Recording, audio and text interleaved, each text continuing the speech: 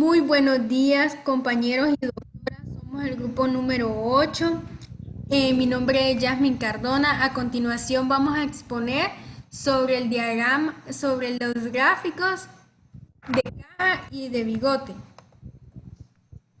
Les dejo con mi Muy, compañera. muy buenos días, compañera, compañeros, doctora. Mi nombre es Jennifer Zelaya. Vamos a tratar de explicarle el gráfico de caja y bigote, los conceptos y las generalidades. El diagrama de caja y bigote es una herramienta para describir el comportamiento de los datos y es de suma utilidad para comparar procesos, tratamientos y en general para hacer análisis por estratos, lotes, proveedores, turnos, etc. Este se llama así por la estructura que tiene. Como podemos ver, está compuesto por dos cajitas. Estas cajitas son rectángulos cuyos lados más largos muestran el recorrido entre cuartiles. Dicho rectángulo se ubica a escala sobre un segmento que tiene como extremos los valores máximo y mínimo de la variable, que estos bien hacen los bigotes del diagrama, como podemos ver en la imagen. Los bigotes son las líneas que quedan arriba y abajo de la caja. Estos llegan hasta el valor máximo y mínimo mencionados anteriormente, si no existen valores atípicos. Podemos ver en la siguiente diapositiva que el gráfico de caja y bigotes resume la información de 5 medidas estadísticas: el valor mínimo y el valor del primer cuartil, la mediana, el tercer cuartil y el valor máximo. En esa imagen que podemos ver, el valor mínimo está dado en la primera línea del bigote, que está en la gráfica entre 10 y 20. Luego seguimos con el cuartil número 1, que es la primera línea de la caja. De ahí viene la línea vertical, que es la línea del centro. Nos marca dos datos, el cuartil 2 y la mediana. Luego tenemos la tercera línea, nos marca el cuartil 3. La última línea nos indica los datos mayores y le llamaremos dato máximo, que es la línea entre 90 y 100, que es el valor extremo de los bigotes. A continuación, mi compañera. Muy buenos días, mi nombre es Lurvin Urbina y yo les voy a hablar acerca de los usos de gráfico de caja y bigotes. Este tipo de gráfico se utiliza para identificar casos extremos, eliminando los datos no admisibles.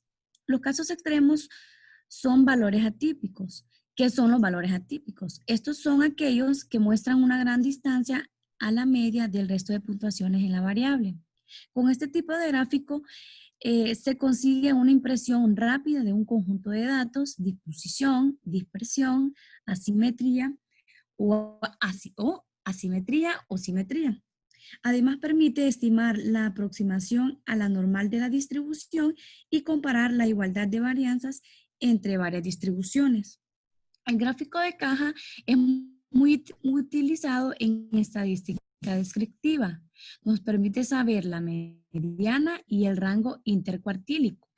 El rango intercuartílico lo que hace es que delimitan los límites inferior y superior. El cuartil 1 es el límite inferior de la caja, el cuartil 3 es el límite superior de la caja. Los cuartiles dividen la muestra en 4 partes iguales. La caja completa delimita las puntuaciones centrales de la variable. En la siguiente diapositiva tenemos los otros usos que también este gráfico sirve para comparar distribuciones. Se utiliza en el análisis de datos en ecología, biometría, educación y geoquímica. De manera general, podríamos decir que el gráfico de cajas y bigotes es un buen y útil representador gráfico. Los dejo con mi compañera. Buenos días, doctora y compañeros presentes. Mi nombre es Bella Raudales. El día de hoy les voy a hablar sobre las ventajas y desventajas del gráfico de caja y bigote. Iniciaremos con lo que son las ventajas. El gráfico de caja y bigote muestra lo que son 5 puntos importantes. Como anteriormente mis compañeros vieron hablando, tenemos lo que son las medianas, máximos, mínimos y los centrales. También es fácil de comparación con 2 o más conjuntos de datos, si lo queremos comparar. También soporta grandes cantidades de información. Esto nos ayuda también a hacer un análisis mucho más amplio de la investigación que estamos realizando. También permite resumir, describir y analizar, ya sea aspectos generales o particulares de dicha investigación que la podemos hacer de algunos alimentos. También les voy a hablar sobre algunas desventajas que tiene lo que es este gráfico. Como lo podemos ver al lado derecho, no es muy atractivo a simple vista, no llama la atención, entonces por lo tanto a veces no es muy utilizado. También este gráfico no guarda los valores exactos y los detalles de los resultados de la distribución, por eso utilizan lo que son las medianas y solo muestra lo que son 5 puntos. También tiene lo que es más difícil su uso cuando lo queremos utilizar. Si lo comparamos con lo que es el gráfico de barra, gráfico circular, es más difícil la elaboración del gráfico de caja y bigote, ya que tiene que ser un análisis, tiene que ser bien detallado, bien específico de qué es lo que vamos a hablar o qué queremos analizar. A continuación lo dejo con mi compañera. Bien, buenos días, maestra y compañeros. Yo les voy a hablar, mi nombre es Lizzy Gámez, y yo les voy a hablar acerca de un ejemplo del gráfico de caja y bigotes. Escogimos uno que habla sobre sopas deshidratadas de leguminosas adicionando realzadores del sabor. Para esto utilizamos lo que fue una evaluación sensorial en una gráfica en lo que teníamos escala del 1 al 5, donde vamos a representar que la carita más disgustada es 1 y la 5 va a ser la más feliz. Utilizaron a 30 adultos mayores que determinaron las formulaciones más aceptadas. Y en esto utilizaron lo que era la sopa de lentejas y la sopa de arveja, para lo cual utilizaron realzadores del sabor como ser glutamato monosódico y inosinato monofosfato y también guanilato monofosfato. Esto lo utilizamos mediante el gráfico de caja y bigotes, que en la siguiente diapositiva se puede mostrar la figura 1, en la que lo utilizaron con la sopa de lentejas.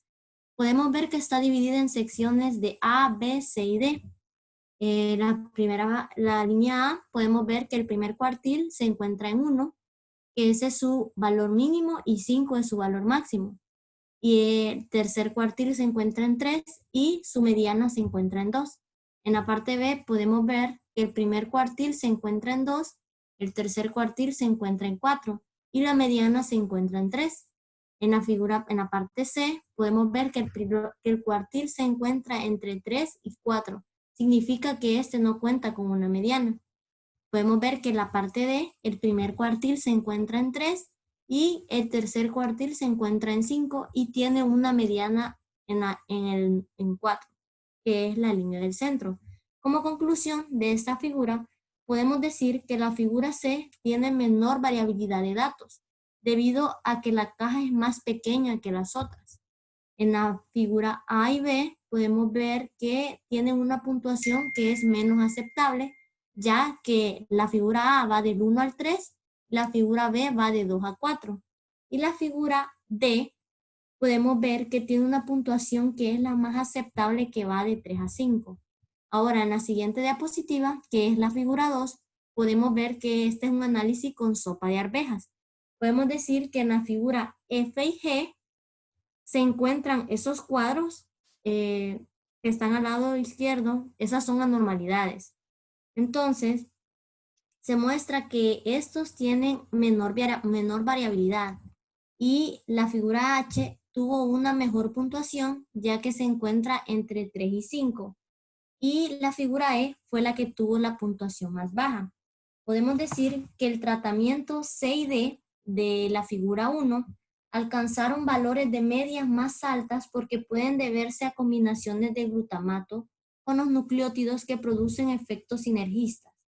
El tratamiento D es una evidencia a una media levemente más alta, debido a detección de glutamato monofosfato, por lo que el sabor se acentúa en gran medida y que ha perdido una mayor facilidad.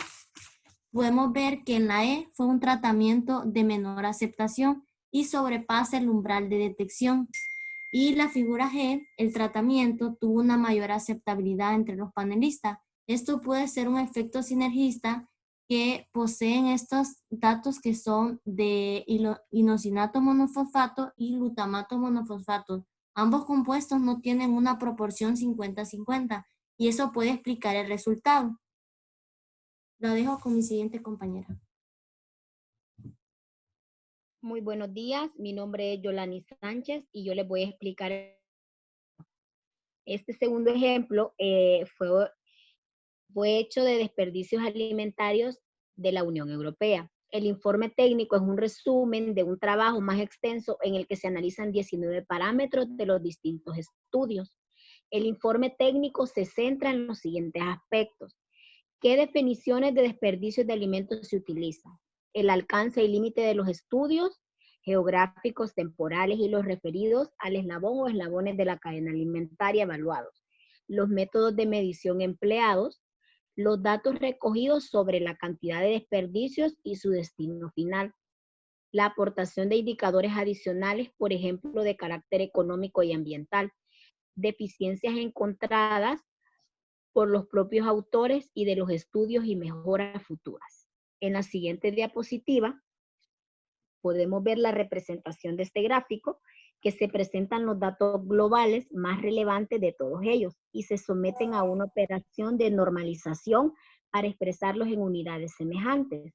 Kilogramos de food waste per cápita en los segmentos de la distribución alimentaria, de la restauración y servicios de comida de los hogares. Kilogramos de food waste por tonelada producida en los segmentos de producción primaria y de la industria alimentaria. La parte superior rectangular, como vemos en la figura, se extiende desde el cuartil inferior hasta el cuartil superior, cubriendo la mitad central de la muestra. La línea vertical dentro de la caja indica la localización de la mediana de la muestra. El signo más que podemos notar en el centro de la caja indica la localización de la media muestral. Los bigotes se extienden desde la caja hasta los valores mínimos y máximos. Aquí podemos concluir con que son escasos los estudios que se consideran el desperdicio de los alimentos en los estados de los miembros, en toda la cadena de suministros de alimentos. Y pocos se refieren al uso en las pautas de cuantificación descritas en el manual Fusion o en estándar PDA. Se señala la necesidad de que en los estados, sus mejoras de sus sistemas de cuantificación, que los mismos sean coherentes.